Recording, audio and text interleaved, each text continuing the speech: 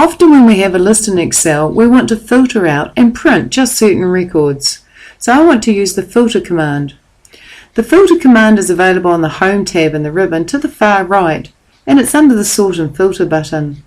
When I click the Sort and Filter button, I can see Filter, and I want to add this to my Quick Access toolbar. So I'm going to right-click Filter and add it to the Quick Access toolbar. And now I have a filter button. I'd also like to add another button. So again, I'm going to hit the Sort and Filter button to the right of the Home tab in the ribbon, and this time I'm going to right-click Clear. When I right-click Clear, despite the fact it's dim, I can add it to the Quick Access toolbar. And now I have both buttons appearing on my Quick Access toolbar, the Filter button and the Clear button.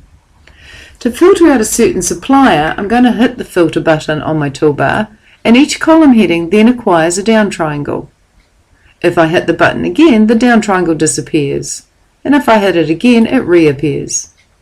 What I'd like to do is filter out certain suppliers, so I'm going to hit the triangle to the right of the column heading Supplier. I don't want to see all suppliers, so I'm going to untick Select All. I just want to see the Galloping Gourmets and the Gourmet Distributors. And when I click OK, they're the records I see. The row numbering has gone blue because some of the rows are hidden because they don't match those supplier names.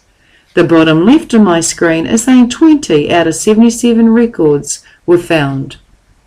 If I then want to filter out a certain category of products within those suppliers, I'll hit the category triangle. If I hit the category triangle, I don't want to select all, so I'm going to untick this option. I just want to see the gourmet products only for those two suppliers. And when I click OK, those are the gourmet products that those two suppliers provide, which is a total of 7 out of 77 records. I would then be able to print just that list.